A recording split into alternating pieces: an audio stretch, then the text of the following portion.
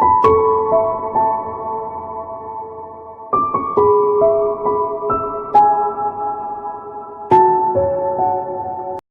باللہ من الشیطان الرجیم بسم اللہ الرحمن الرحیم نحمدہ ونصلی علی رسول کریم انشاءاللہ ماشاءاللہ.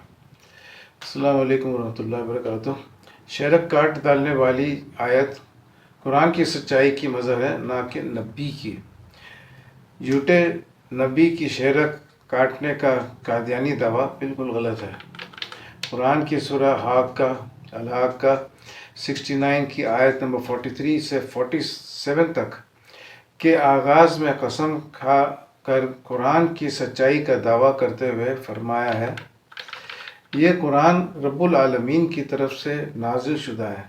اگر رسول کریم ہماری نسبت کوئی جھوٹ بات بنا لیتے تو ہم ان کا دائنا ہاتھ پکڑ لیتے، پھر ان کی شہرت کاٹ دیتے، اور پھر تم میں سے کوئی ایسا نہیں جو اسے روک سکتا.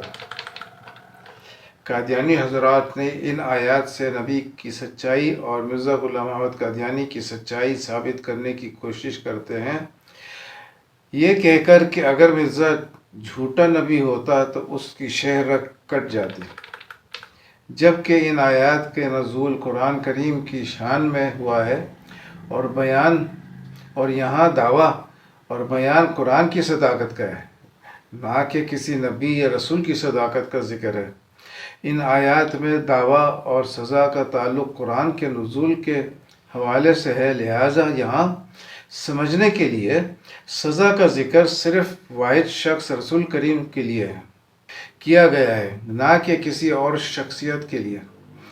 حضرت محمد صلی اللہ علیہ وسلم کے بعد ابھی تک نبوت کے کئی جھوٹے دعوے دار سامنے آ چکے ہیں. اگر اس آیت سے ہر جھوٹے نبی کی گردن کا کاٹنا مراد ہوتا تو مرزا غلام احمد اور ان جیسے بہت سارے جھوٹے نبوت کے دعوے دار کی گردن کیوں نہیں کٹی؟ اس سے ثابت ہوا کہ کسی جھوٹے نبی پر اس آیت کا اطلاق نہیں ہوتا ہے، اور مرزا غلام قادیانی پر تو کسی طور پر نہیں اطلاق ہوتا ہے کہ کئی جھوٹ 100% جھوٹ ہیں. میرے الیاس ستار کے مضامین میں قطعی طور پر ثابت کیے جا چکے ہیں. اگر اس آیت کا اطلاق جھوٹے دعوی نبوت کرنے والے پر ہوتا تو مرزا قادیانی کی گردن کئی بار کٹ چکی ہوتی. مرزا کے 2 مشہور جھوٹ جس کو ثابت کرنے والوں کے لیے انعام بھی ہے، وہ یہ ہیں: نمبر 1، حضرت عیسیٰ علیہ السلام کی وفات کے بعد شرک کی ابتدا ہوئی. صلیبی موت ایک لعنتی موت تھی. قرآن کے مطابق انبیاء قتل بھی ہوئے ہیں. سورہ آل عمران 3 آیت نمبر 21 میں لکھا ہے، اور وہ ناحق نبیوں کو قتل کر ڈالتے ہیں. جو لوگ عدل اور انصاف کی بات کریں انہیں بھی قتل کر ڈالتے ہیں. اس آیت سے ثابت ہوا کہ سچے نبی بھی قتل ہوئے ہیں، لہٰذا کسی نبی کی شہرت کٹنا یا قتل ہونا سچائی کا معیار نہیں ہے. کیا خدائی کا ہر دعوے دار سمندر میں غرق ہوگا؟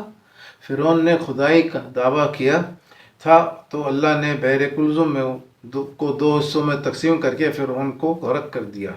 اس آیت سے یہ مراد ہرگز نہیں لی جا سکتی ہے کہ خدائی کا ہر دعوے دار کو اسی طرح سمندر میں غرق کیا جائے گا. کہ ہر بت توڑنے والوں کو آگ سے بچایا جائے گا؟ حضرت ابراہیم علیہ السلام کو بت شکنی کی بعد آگ میں ڈال دیا گیا، لیکن اللہ تعالیٰ نے آگ کو ابراہیم کے لیے ٹھنڈا کر دیا.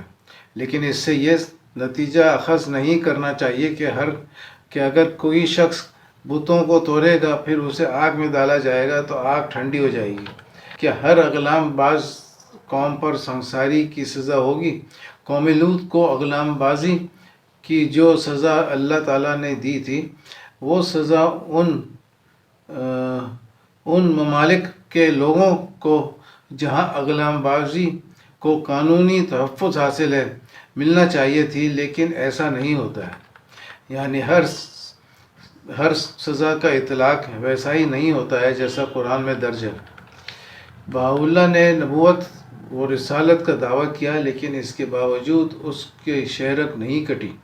بہائی مذہب کے بانی بہاءاللہ کے بارے میں لکھا ہے کہ مثلاً اس درجے میں انہوں نے خدا کی آواز وغیرہ ہونے کا دعویٰ کیا ہے، اور درجہ رسالت میں اظہار رسالت کیا اور اپنے آپ کو خدا کا رسول کہا ہے۔ ایک کتاب لو السلطان میں حضرت بہاءاللہ فرماتے ہیں کہ بادشاہ میں بھی خدا تعالیٰ کے معمولی بندوں میں کی طرح ایک بندہ تھا، اور راحت کی بستر پر آرام سے سویا ہوا تھا کہ یکا ایک خدا کی نسیم میں لطیف مجھ پر ہو کر گزری، اور جو کچھ ابتدائے آفرینش سے اب تک ظہور میں آیا ہے اس کا اس نے مجھے علم دیا۔ حوالہ بہاءاللہ وعصر جدید صفحہ 65-66، بہائی پبلشنگ ٹرسٹ، بہائی ہال کراچی۔ بہاءاللہ نے رسول کے دعویٰ کے علاوہ مسیح موعود ہونے کا بھی دعویٰ کیا، جس کا انتظار مسلمان اور عیسائی کر رہے ہیں۔ قرآن کو منسوخ کیا اور نئی وحی جاری کرنے کا جھوٹا دعویٰ کیا، لیکن اس کی گردن نہیں کٹی۔ اس لیے یہ بات ثابت ہوا کہ قرآن کی سورہ الحاقہ 69 کی آیت 46 میں جھوٹے نبی یا رسول کے لیے نہیں ہے۔ جناب محمد متی والا نے مرحوم کا شکریہ، انہوں نے کتاب بہاءاللہ وعصر جدید کا حوالہ بتایا۔ سچے نبی کی شناخت۔ اگر قرآن یہ کہتا کہ ہر اس نبی کی اتباع کرو جس کی گردن نہیں کٹے، تو پھر بڑے مشکل دور سے گزرنا ہو پڑتا۔ نبوت کے دعوے دار نبی کو سچا جھوٹا ثابت کرنا مشکل ہو جاتا۔ 25 سال نوجوان تو کم پریشان ہوتا، لیکن 70 سالہ بوڑھے کی نیند حرام ہو جاتی۔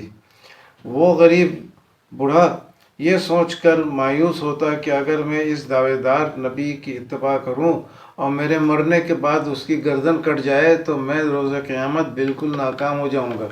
لہٰذا قرآن نے نبی کی سچائی شناخت کے لیے گردن کاٹنے کا شرط نہیں رکھی، بلکہ اس نے واضح طور پر بتا دیا کہ محمد صلی اللہ علیہ وسلم کے بعد نہ کوئی نبی ہے اور نہ کوئی نئی کتاب وغیرہ آئے گی۔ آپ اس مضمون کو غور سے سنیے بھی، اور ایک دفعہ نہیں کئی بار سنیے، اور اس کو خوب جذب کر لیجئے، کیونکہ کافی برسوں پہلے، ہو سکتا ہے 20 یا 25 سال پہلے، ایک اہل حدیث قادیانی بن رہا تھا، تو کسی نے اس کو مشورہ دیا کہ الیاس ستار کا مضمون منگاؤ اور وہ پڑھو، اس کے بعد فیصلہ کرو۔ تو اس نے منگایا اور پھر خط لکھا کہ جو قادیانی میرے کو قادیانی بنانے آیا تھا وہ خود مسلمان بن گیا اور میں قادیانی بننے سے بچ گیا۔ تو اس مضمون کو آپ لوگ غور سے پڑھیے، اور اس کو جتنا آگے بڑھائیں گے جنت میں آپ کا درجہ اتنا آگے ہوگا، اور ہم دونوں ایک دوسرے کے پڑوسی ہوں گے اور رسول پاک صلی اللہ علیہ وسلم کے قریب ہوں گے اور اللہ کا دیدار کریں گے۔ السلام علیکم ورحمۃ اللہ وبرکاتہ۔